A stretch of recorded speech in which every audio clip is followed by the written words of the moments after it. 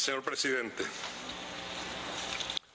Argentina, Brasil y Bolivia, Colombia, Chile y Ecuador, Uruguay, Paraguay, Venezuela, Guatemala y El Salvador, Costa Rica, Haití, Nicaragua, Honduras y Panamá, Norteamérica, México y Perú, Cuba y Canadá.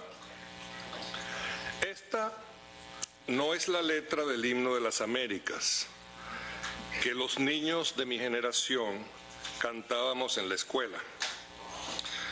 Pero sobran dos y faltan dos. Falta República Dominicana, no sé por qué. Y Puerto Rico, sí sé por qué. Esta es la lista de países invadidos, desestabilizados, ocupados, bombardeados, desmembrados o con gobiernos democráticos derrocados por la dictadura imperial a partir de 1846. Quiero decir, solamente en nuestro continente. Veamos algunos ejemplos, ejercicio de memoria. República Dominicana, invadida 3 veces.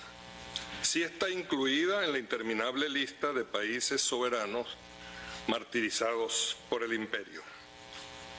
En 1965, cuando fue derrocado el socialdemócrata Juan Bosch, la OEA convalidó la ocupación por 20.000 marines de la ridículamente llamada Fuerza Interamericana de Paz, comandada, entre comillas, por un general latinoamericano. No olvidemos tampoco, en una recopilación algo desordenada, la invasión de Grenada, gran oportunidad para acribillar a cooperantes cubanos. Ni la invasión de Panamá, donde borraron del mapa un barrio entero llamado Chorrillo, con miles de muertos, cuyos compatriotas todavía esperan un pronunciamiento válido de la CIDH.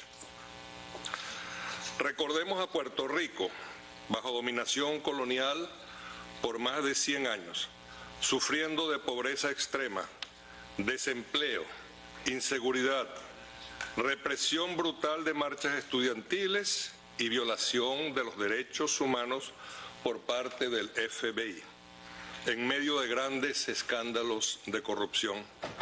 Y Cuba, bloqueada por más de 50 años y forzada a sufrir la ofensa de un campo de concentración imperial en su propio territorio, ante la vista benévola de la CIDH.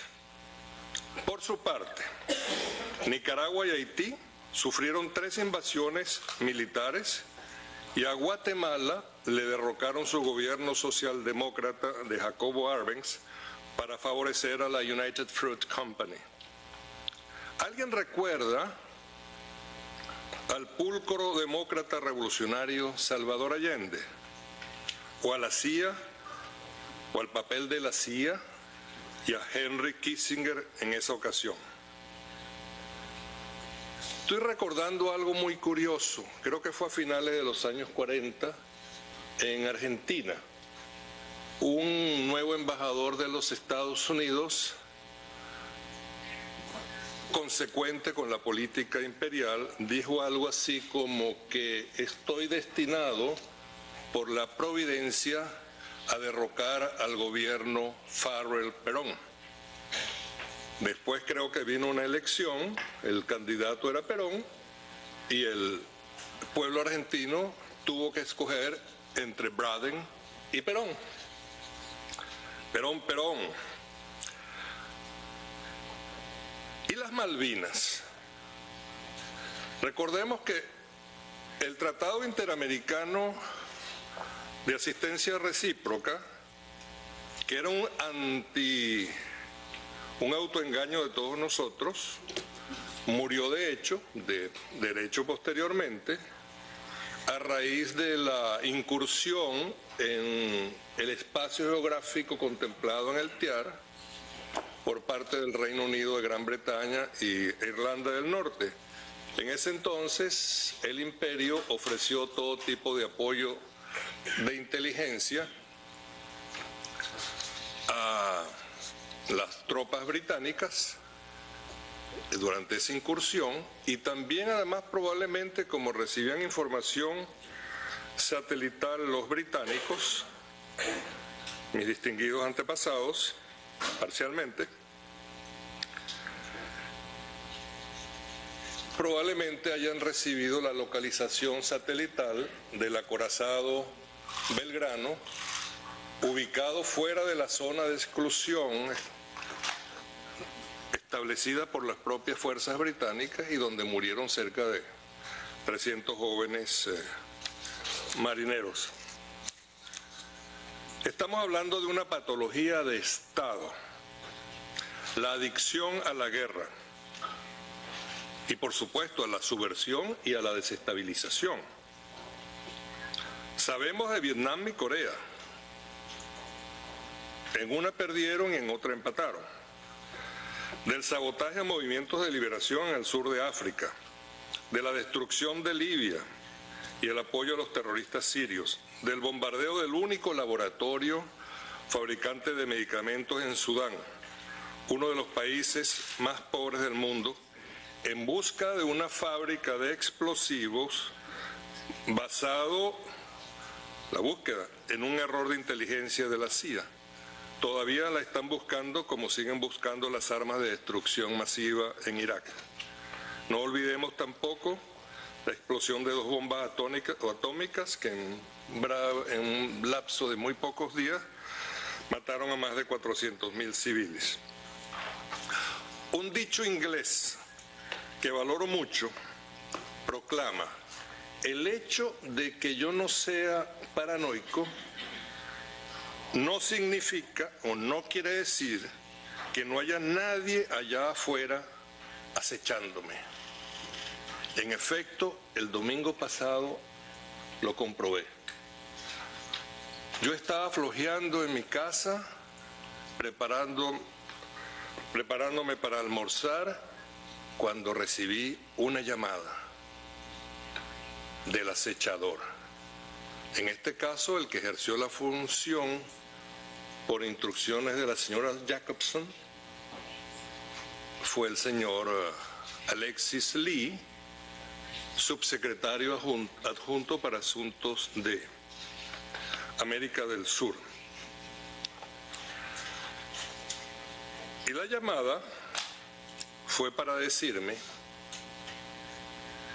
en un tono amable y caballeroso, como corresponde a un diplomático de carrera, y algunos que no son de carrera también, pero han recibido buena educación en casa, que eran varias exigencias del Departamento de Estado para decirnos que nos atuviésemos a las consecuencias internacionales si llegásemos a capturar al señor Leopoldo López. Y eso me hace pensar, recordar a uno de mis favoritos personajes, que hoy cumpleaños, por cierto, felicitaciones, presidenta Kirchner, quien dijo alguna vez: no es poca cosa.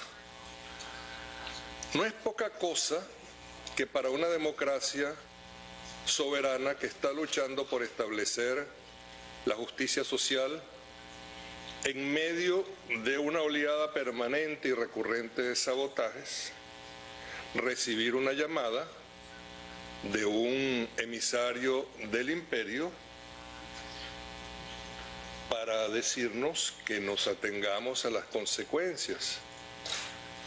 Ya por allí se coló algo, la Carta Democrática. Estamos tratando de utilizarla desde hace años y comenzaron en Bridgetown, Barbados, a los pocos días de haber sido derrocado el presidente Chávez. Todavía no han podido, están buscando voluntarios en nuestra comunidad latinoamericana y del Caribe.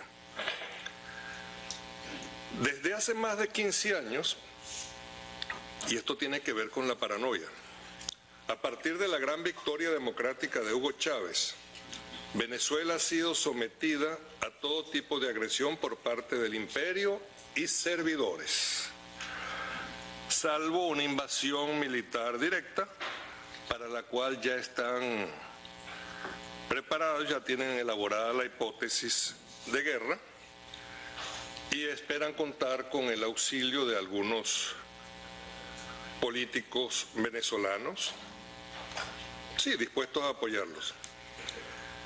Guerra mediática, golpe militar, todo esto en 15 años, sabotaje petrolero, sabotaje eléctrico, zancadillas diplomáticas, desconocimiento de victorias electorales limpias, penetración de marchas estudiantiles. Por cierto, esto de las marchas se repite en diversos países del mundo con el mismo esquema, con el mismo guión,